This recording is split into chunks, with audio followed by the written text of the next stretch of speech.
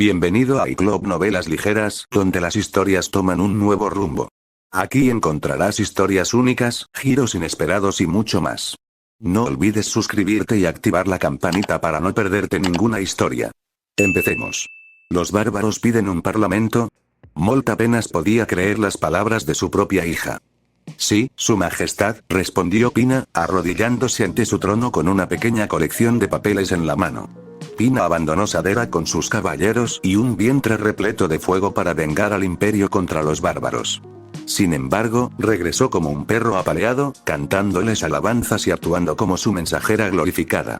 Molt ordenó a sus magos que la revisaran para detectar cualquier tipo de manipulación o temple mental que estuviera siendo controlada activamente, incluso evidencia de que había sido reemplazada por algún doble de cuerpo de homúnculo, pero no encontraron nada.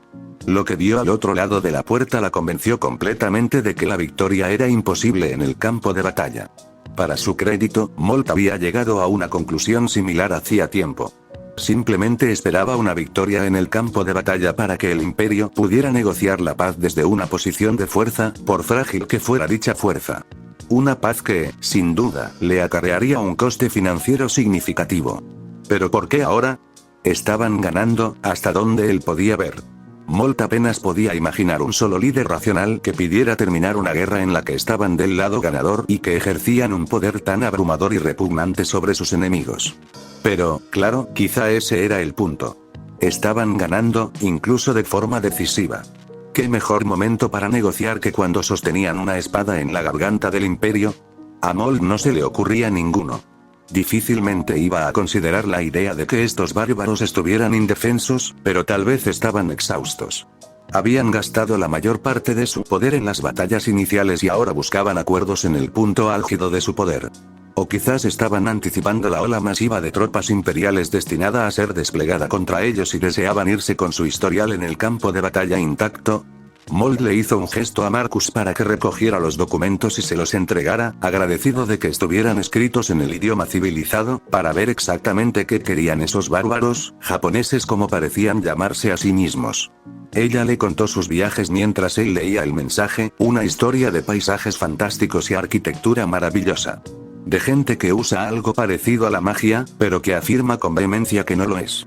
Un mundo de abundancia y plenitud, donde todos reciben el mismo trato y se les cuida. Un mundo donde la maestría marcial se ve atemperada por un aura inflexible de deber y justicia. Y si eso era lo que realmente creía, entonces es más niña de lo que él creía. La idea misma de que los bárbaros solo le mostraban lo que querían que viera nunca pareció pasarle por la cabeza mientras contaba su historia. Aunque aparentemente fue lo suficientemente astuta como para intentar contrabandear algunas de sus armas más allá de la puerta, solo para ser frustrada por un arco que detecta metal. Una pena, sus alquimistas y herreros necesitan todas las muestras de armas de estos bárbaros que puedan conseguir. Después de todo, ¿cómo podría el imperio esperar luchar contra estos bárbaros si no entendían sus armas? ¿Cuántas toneladas de oro piden? Preguntó Molt, sin haber visto aún mención alguna de tributo en el documento, pura fanfarronería moral, acusaciones infundadas y lenguaje florido. Apenas podía imaginar cuánto exigirían estos bárbaros japoneses a cambio de abandonar las tierras imperiales. Y eso sin contar los rescates que habría que pagar por los nobles que aún se encontraban cautivos tras su incursión inicial al otro lado de la puerta. Suponiendo que todavía vivieran. Ninguno, respondió Pina. ¿Ninguno? Repitió, asegurándose de haberla oído bien. ¿Ninguno? ¿Qué clase de disparate era este? Ninguno, repitió. Son diferentes a cualquier otro pueblo que hayamos conocido. Con maravillas y prodigios que desafían toda explicación. Han dicho que no necesitan nuestro oro, que solo desean la paz y griega. Y nuestra tierra, la interrumpió bruscamente, terminando finalmente con el mensaje. Al apartar la mirada de la firma de Pina, sintió una fría ira burbujear en su interior. Dejaste Sadera con fuego en el corazón y el objetivo de buscar a los bárbaros más allá de la puerta para aprender todo lo posible por el imperio. Sin embargo, regresas con un documento que no solo afirma haberles entregado Itálica, sino que ha iniciado conversaciones de paz. Su majestad, Pina se inquietó bajo su mirada, quizá comprendiendo en ese mismo instante la verdadera gravedad de sus acciones. O quizá simplemente temía su ira.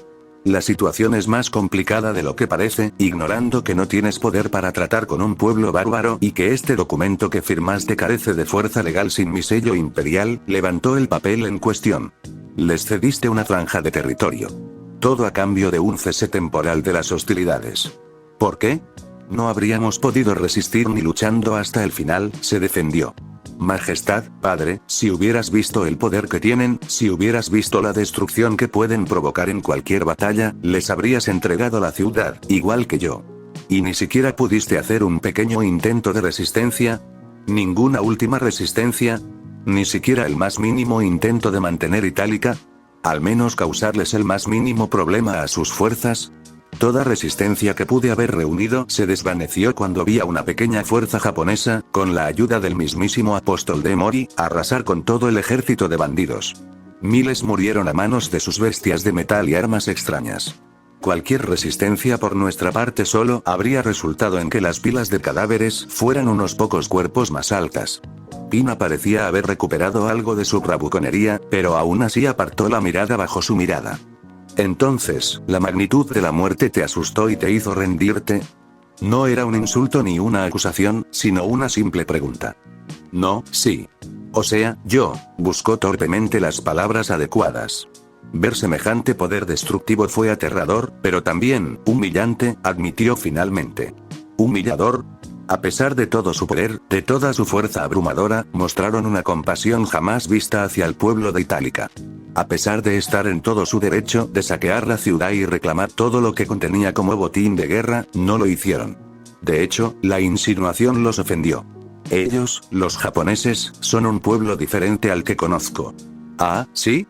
¿Y qué dijo su soberano sobre la paz? Tiró los papeles a un lado, y las páginas se esparcieron por el suelo de mármol.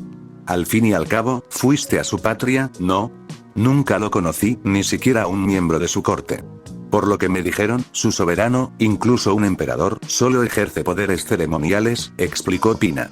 El verdadero poder lo ostenta su equivalente en el Senado. Sus miembros son quienes dirigieron la JSDF a través de la puerta, y con quienes negocié. Oh, algunos senadores se apresurarían a atacar eso, se quejó Molt. Su Majestad. Estaba pensando que hay algunos senadores que se apresurarían a aprovechar esta oportunidad para un cese de hostilidad, respondió Molt. ¿Dices eso como si quisieras continuar la guerra? ¿Incluso después de todo lo que he dicho y visto? Molt se burló del aislamiento. A diferencia de algunos en el Senado, no soy ciego a nuestras pérdidas ni a nuestra precaria situación. De todos los habitantes del imperio, solo yo sé lo frágil que es nuestra situación.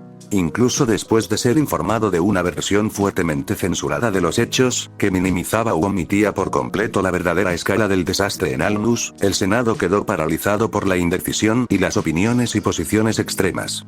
En un extremo, Casey y sus colegas se subieron las faldas y exigieron el fin de la guerra. Había demasiado sufrimiento, denunciaban, demasiada muerte. Cualquier cosa era mejor que un océano de sangre.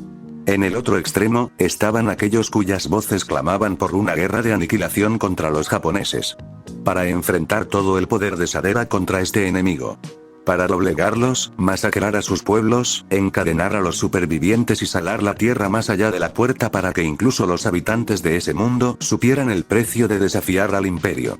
Por supuesto, la gran mayoría se encontraba en un punto intermedio, entre un cese temporal de la hostilidad para reconstruir las legiones y aprender cómo luchan los bárbaros, y quienes favorecían una nueva ofensiva, pero a una escala más limitada, hasta que se pudiera formular una doctrina de guerra contra ellos. Sin embargo, no se ha llegado a un consenso sobre ningún fin, lo que ha paralizado por completo el aparato burocrático del Estado. Lamentablemente, algunos estaban aprovechando las pérdidas acumuladas simplemente para enriquecerse. Sila y los de su calaña, jefes entre ellos, se preocupaban más por contar monedas que por ayudar al imperio.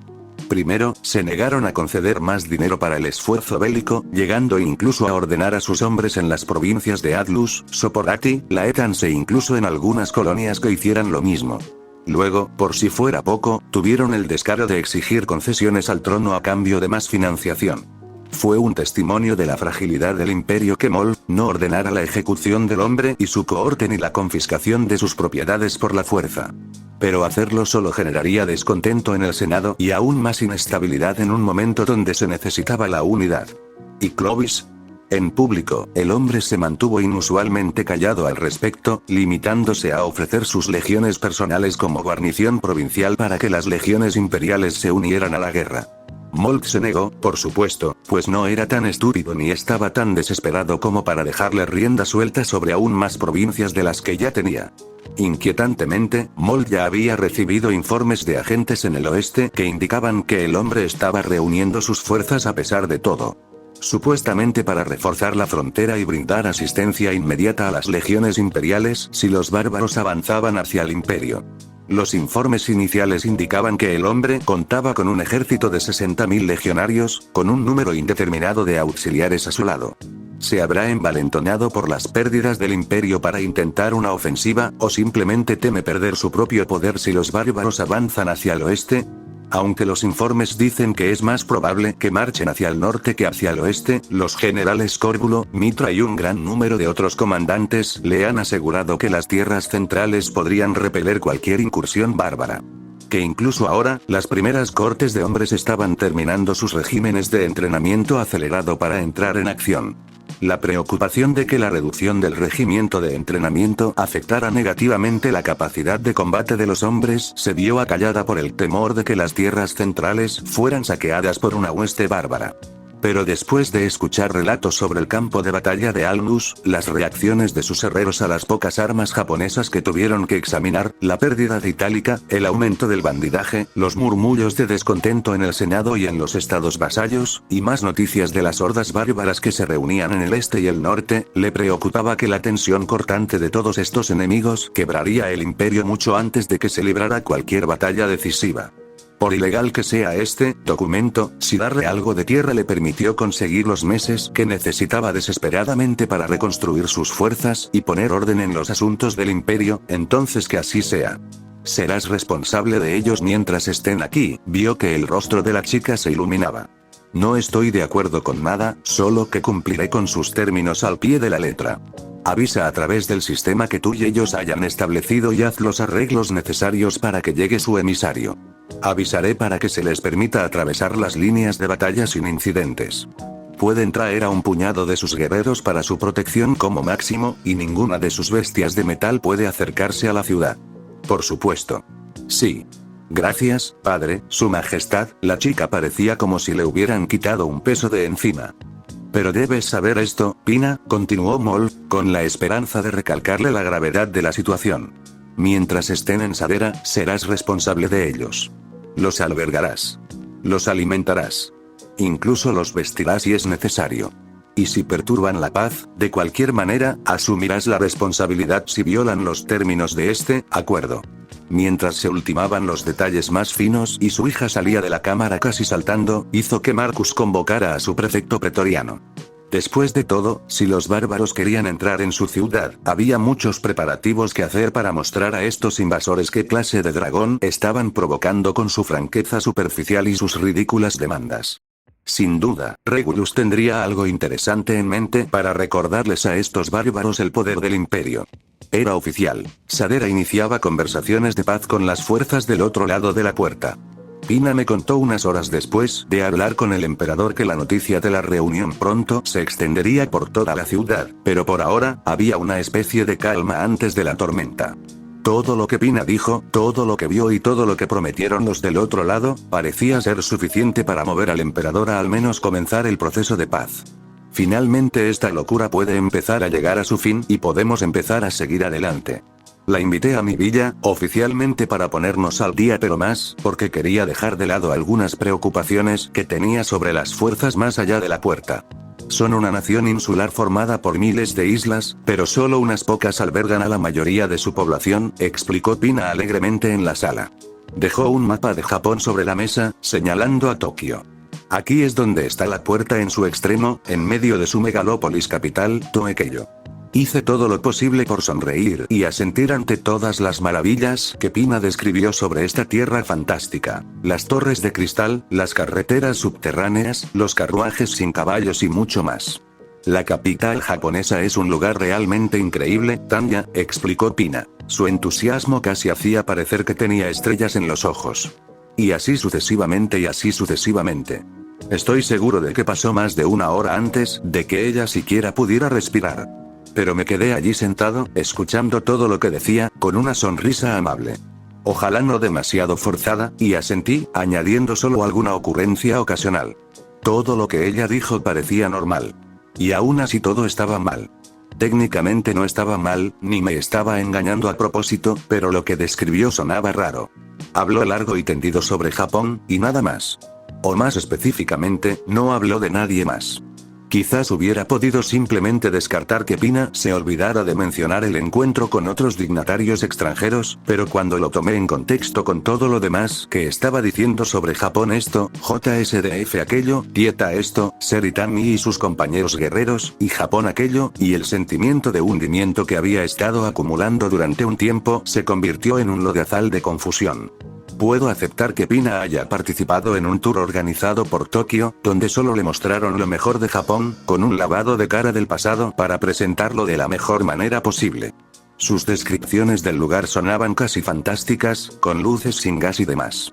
Incluso usó la palabra inferior para describir la metalistería imperial en comparación con la artesanía japonesa. Me tentaría a criticarla por algunas de las duras palabras que describen asadera en comparación con Japón, pero yo también sabía la gran diferencia que había. Éramos primitivos comparados con una nación moderna. Sin embargo, no aceptaré que en ningún momento durante toda su visita algún estadounidense no haya puesto un pie en la puerta metafórica y haya hecho una larga introducción sobre lo poderosos que eran en comparación con Japón. Sinceramente, era casi ridículo que esto me pareciera tan absurdo.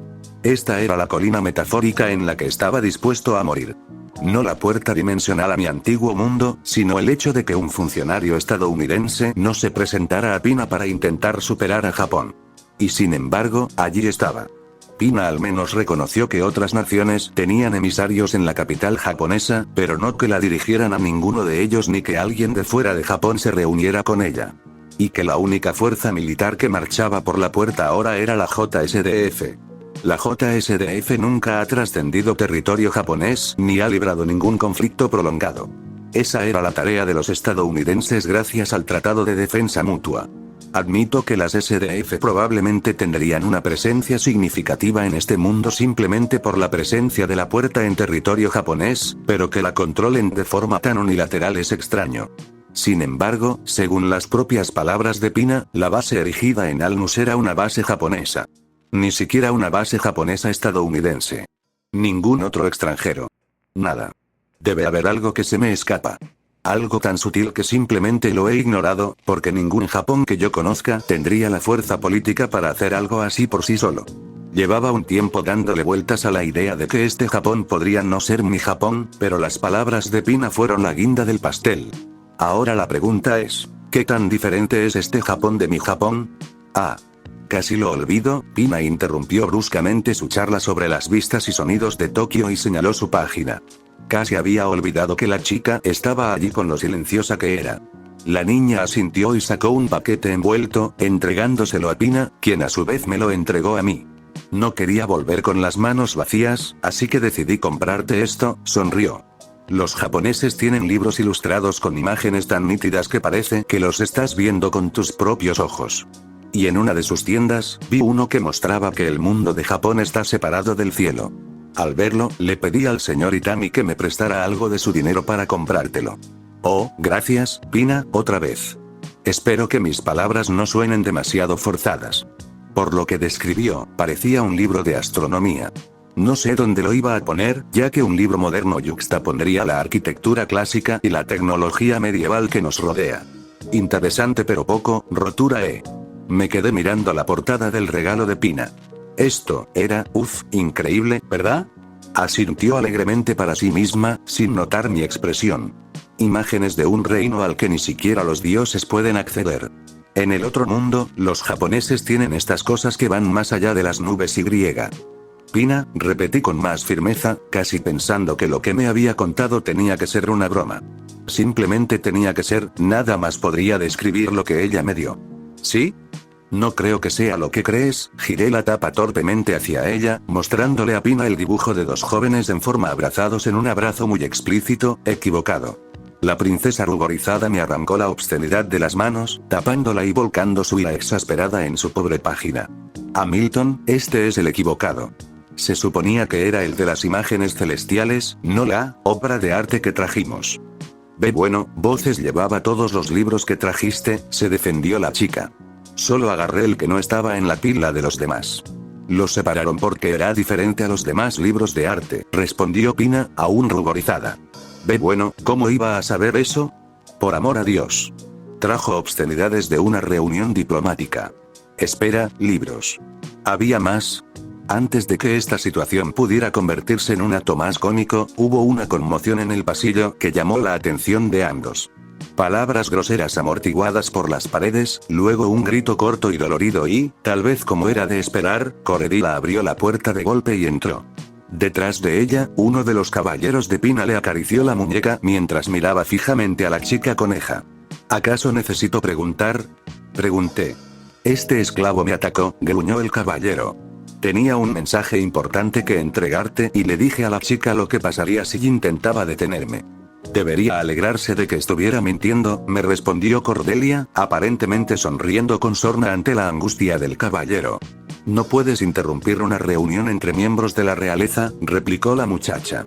Y se supone que los caballeros no deben quejarse como niños, girando la cabeza, Cordelia le dedicó al caballero una amplia sonrisa.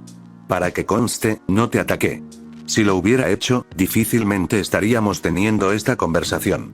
¿Por qué maldita seas, panache? Interrumpió Pina a la mujer, ¿hay algo roto? Yo, no, Su Alteza, el caballero lo giró y flexionó los dedos, haciendo una mueca de incomodidad, pero me duele. Entonces lo dejaremos así, dijo Pina dirigiéndose a Cordelia. Y recuerda que la única razón por la que conservas tu mano es porque eres una de las favoritas de mi hermana. Claro, dejando de sonreír con sorna, miró a Pina con enojo un instante antes de inclinarse hacia mi oído, tapándolo con la mano para evitar que alguien le leyera los labios. Sí, entonces hay una situación urgente relacionada con esas personas que buscan el eunuco y el chico lobo. Se me heló la sangre. ¿Qué tan urgente? Es bastante malo, miró a Pina, necesitas correrte ya, urgente. Joder, elocuente, lo sé. Pero, ¿qué más podía decir después de despedir rápidamente a Pina y a su séquito para que Cordelia me arrastrara a ver a Gaius en una de las clínicas que instalé en la ciudad?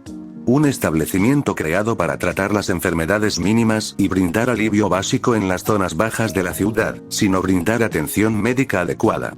Pero su existencia mejoró enormemente la salud de la zona. Pasar de la nada a algo suele tener ese efecto.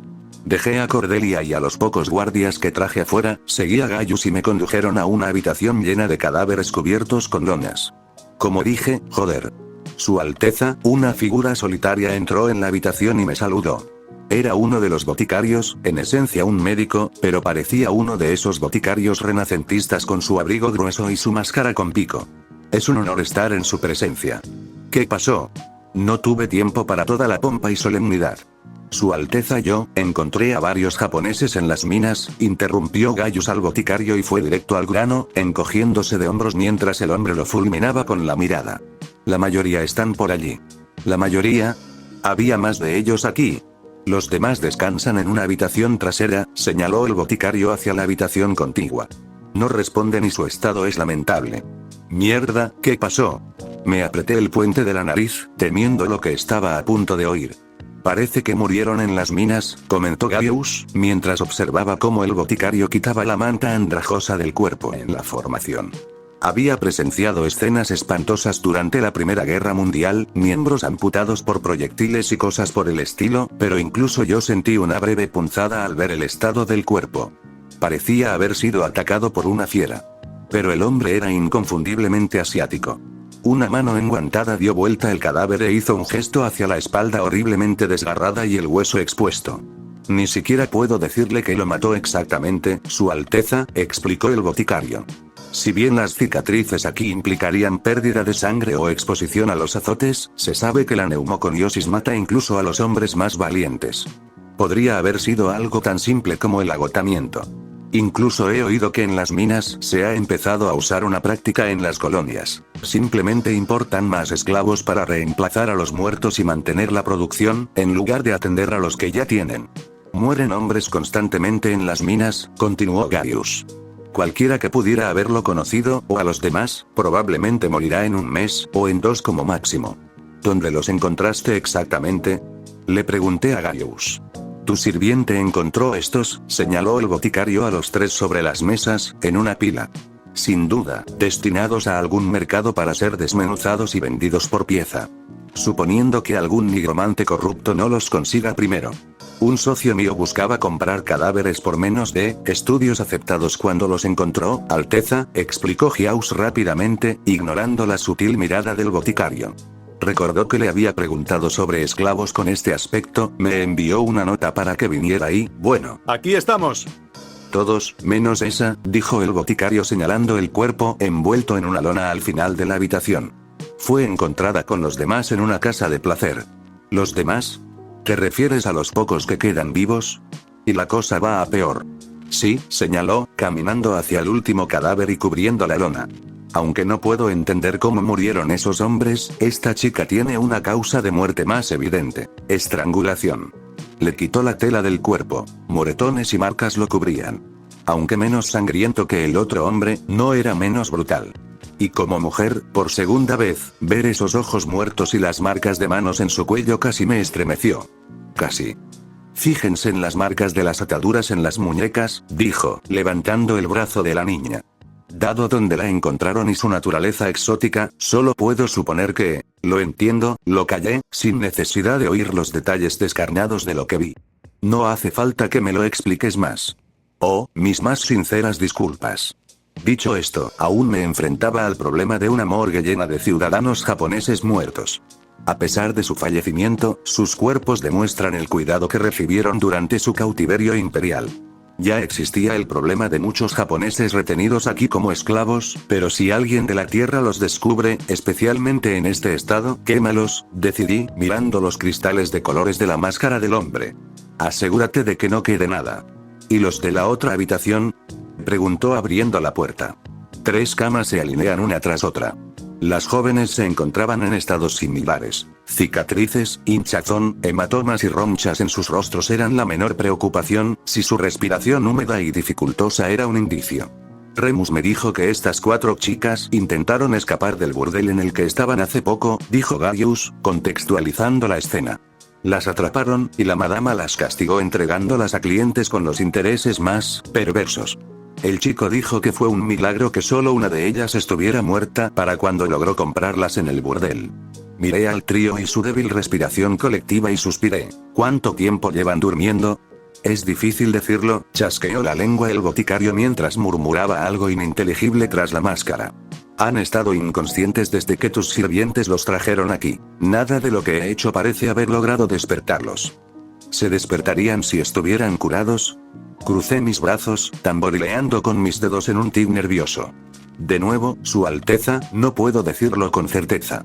El cuerpo puede sanar hasta cierto punto, pero la magia curativa tiene un alcance limitado. En cualquier caso, quedarán cicatrices, sobre todo en la mente y el alma. Por mucho que algunos presuman de mi habilidad, esas están más allá de mis capacidades. Quizás si hubiera un apóstol aquí, alguien con el don de la magia superior, podrían sanar. Pero más allá de eso, entonces ¿cuánto tiempo durarán? ¿Sin intervención? Como mucho, para el fin de semana. Todos se ahogarán cuando sus pulmones se llenen o simplemente morirán por el trauma. El boticario dio su pronóstico. Maldita sea todo. Si los japoneses encuentran a estas personas, moribundas, maltratadas, mentalmente destrozadas, las consecuencias podrían ser catastróficas para el imperio y, por extensión, para mí.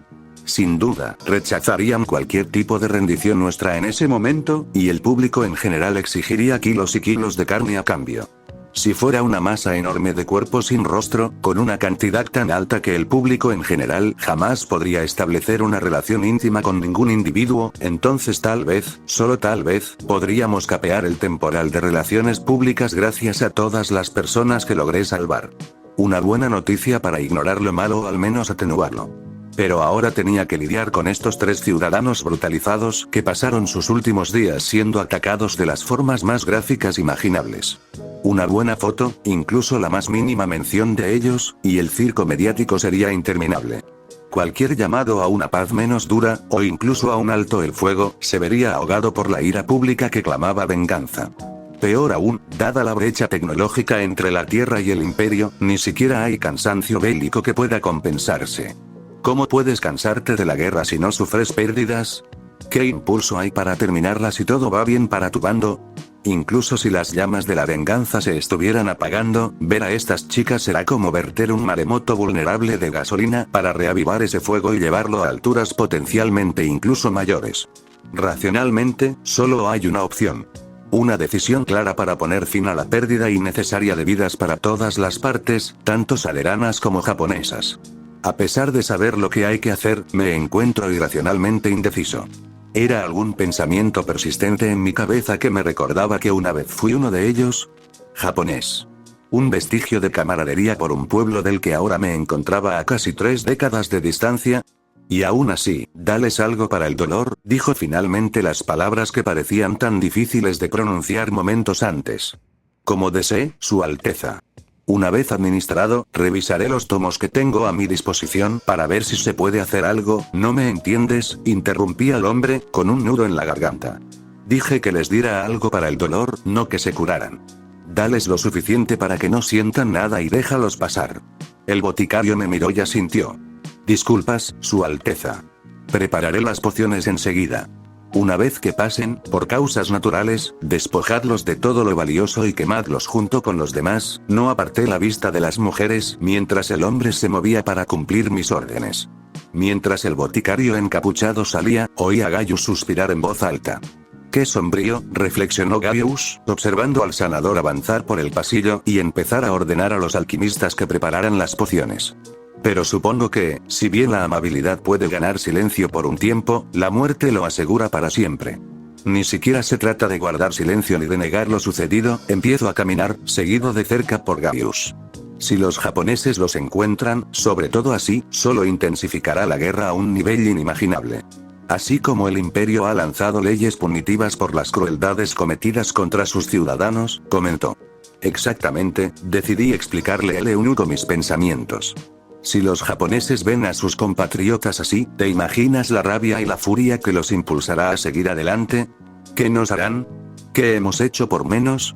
Por el bien del pueblo del imperio, por cualquier esperanza de una paz rápida, por el fin de la guerra, no se les puede permitir vivir y regresar con su pueblo. Si alguna vez se enteran de esto, esperemos que sea después de que se firme el documento que ponga fin a la guerra. Y así la muerte paga por la vida, comentó Gallo crípticamente. No respondo, estoy más concentrado en mis reflexiones internas mientras afronto la incómoda realidad de que acabo de ordenar el asesinato de 3 personas. Asesinato. He matado a mucha gente antes, pero nunca he asesinado a nadie. A pesar de lo que pueda afirmar la propaganda aliada, nunca he atacado específicamente a no combatientes ni me he esforzado por causar sufrimiento indebido a la población civil. Cada muerte causada por mí ha estado perfectamente dentro de los límites de las reglas de la guerra, por muy deficientes que fueran. Sí, he jugado con las reglas de combate de forma muy libre, incluso forzando la legalidad de algunas acciones hasta el límite. Pero las reglas se seguían cumpliendo en el sentido técnico, aunque no en el moral. Trabajé dentro de un sistema para lograr los mejores resultados posibles con sus propias reglas, nada más y nada menos. Cada acto fue realizado con puntos sobre las sillas y tachaduras sobre las T's. ¿Fui cruel? Probablemente. ¿Fui agresivo? Totalmente. ¿Pero era yo un monstruo que lo destruyó todo por el simple placer de destruirlo todo? No. Pero aquí no hay ninguna negación plausible. No existe ningún vacío legal que me absuelva de cualquier irregularidad. No eran combatientes enemigos, ni espías, ni traidores, ni siquiera civiles amotinados. Eran personas arrancadas de sus hogares, esclavizadas, brutalizadas y luego asesinadas. Ni siquiera podía decir que no sabía nada de ellos. Los he visto, escuché al profesional médico decir que podían salvarse, y luego le dije que los asesinara de todas formas. Pero honestamente no sé qué fue peor. Mi racionalización del acto en sí es que constituye un crimen de guerra, con la esperanza de acelerar el proceso de paz y detener cualquier acción militar futura, al menos por parte de las fuerzas japonesas. O el alivio que sentí cuando la orden se cumplió sin una sola queja después de aclarar mi intención. Jeje, me pregunto, ¿me he vuelto tan nativo que desconsidero la vida como tal, o estoy tan insensible a las matanzas de la Gran Guerra que ya ni siquiera me afectan? ¿Y qué es todo eso que estás arrastrando? El soldado Kenzo levantó la vista de su portapapeles y miró al nativo y su carreta, notando los bueyes que la tiraban. Sus conocimientos de Falmart estaban un poco oxidados. Tenía un acento bastante fuerte, según un amable tutor, pero le bastaba para hablar con alguien correctamente. ¿Es para tu trabajo? Sí, soy zapatero de profesión, señor, explicó. Y uno muy bueno, si se me permite decirlo. ¿Y por qué estás aquí? Lo anotó. Supuso que un zapatero tenía algo que ver con los zapatos, dado el par toscamente pintado que llevaba en su carreta. Simplemente lo anotó.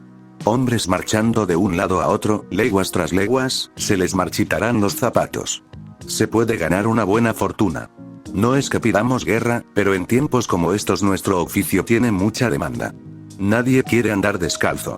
He visto soldados dispuestos a vender a sus madres por un par de zapatos decentes. Tras charlar un poco más, Kenzo terminó de redactar el foro de entrada y se lo entregó al hombre. Sigue la carretera principal y gira a la izquierda junto a la señal roja con la flecha. No te lo puedes perder. Cuando llegues, dale este foro al guardia de la puerta. Él te guiará en el proceso de entrada. Bienvenido a Alnus. Oh, muchas gracias, señor. Muchas gracias. Al ver que el carro se alejaba, Kenzo suspiró. Ese sería probablemente el momento más destacado de su día. Desde que los refugiados de Koda establecieron el pintoresco pueblo de Alnus, gente de toda esta zona del imperio ha acudido en masa a él en busca de protección y oportunidades económicas. Mucho papeleo por hacer y mucha gente a la que contactar.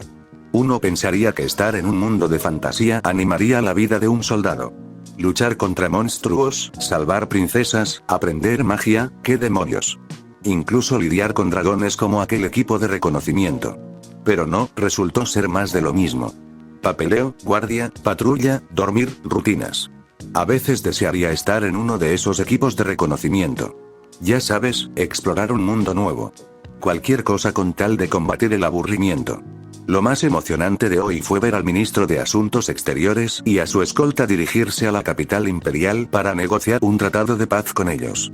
Supuestamente, el camino estaba despejado y podrían atravesar las líneas imperiales sin problemas. Su propio emperador incluso dio la orden. De todas formas, un equipo de respuesta rápida estaba de guardia para cubrir su retirada, por si acaso. Aún así, quizás fue lo mejor, pues a pesar de toda esa aventura, había muchos riesgos. Claro que pueden abatir todo lo que ven, pero ¿qué pasa con lo que no pueden ver? Como la magia. O los vampiros. Quizás había más gente como ese apóstol del tercer reconocimiento que parecía inocente para hacerte bajar la guardia hasta que sacan una espada que puede cortarte por la mitad. Quizás quedarse atrás era lo más seguro. Entonces su radio cobró vida aquí. Entrada 3, tenemos un problema. Copiado, entrada 3, ¿qué necesitas? Kenzo escuchó la conversación como una mosca en la pared. Demasiado para un día de ocio. Un grupo de refugiados acaba de llegar y necesitamos ayuda. Están hambrientos y andan harapos. Vuelve de nuevo puerta 3. Son piel y huesos, señor. Nunca los había visto tan mal. Necesitan ayuda médica urgentemente. Hubo una breve pausa. Entendido, diríjalos a la cuarentena 3. Allí los médicos los estarán esperando. Recibido, señor. Y luego volvió a haber silencio. Otro grupo de refugiados. Kenzo hizo una mueca. Y esta vez sonó muy mal.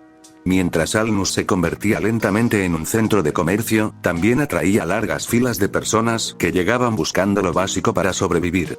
Personas con solo la ropa que llevaban puesta y la piel en los huesos mendigando migajas. La historia siempre era la misma con los grupos más desfavorecidos. Alguien saqueaba sus graneros o quemaba su aldea, les robaban toda su riqueza, se morían de hambre y acudían a Alnus en busca de ayuda. Es algo deprimentemente normal ahora. Recibían 1 o 2 grupos así al día. Normalmente poco más de una docena de personas harapientas que solo buscaban ayuda. Mientras la JSDF controlaba Itálica, aún se recuperaba de ese ejército de bandidos. Apenas tenía lo suficiente para mantenerse a flote, incluso con los paquetes de ayuda de la JSDF, que incluían alimentos y suministros médicos, y mucho menos una gran afluencia de refugiados. Así que la mayoría terminó viajando a Alnus. Y todos los que trabajaban en entrada tenían una historia sobre los refugiados. Por su parte, Kenzo no olvidará la primera vez que vio a un grupo de ellos. Como un hombre demacrado rompió a llorar cuando le permitieron entrar en Alnus, agradeciendo a todos los dioses que veneraban que vivirían un día más. Esto era aún más cierto para los no humanos, que pensaban que los iban a alojar en un gueto ruinoso y no con el resto de la gente del pueblo normal.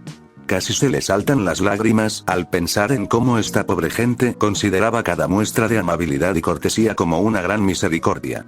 Era desgarrador que tuvieran que soportar semejante sufrimiento. Ojalá pudieran hacer más para ayudar. Ketno miró en dirección a la capital imperial, o al menos hacia la dirección en la que se dirigió el convoy. A pesar de saberlo mejor, Kenzo casi esperaba que esas negociaciones fracasaran para que la JSDF finalmente pudiera tener luz verde para acabar con esa monstruosidad de nación. Y cuando abrió el tercer sello, oí al tercer ser viviente, que decía, ven y mira. Y miré, y he aquí un caballo negro, y el que lo montaba tenía una balanza en la mano.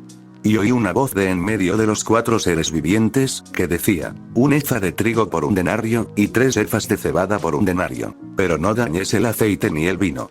Libro de las Revelaciones, tercer sello del Apocalipsis.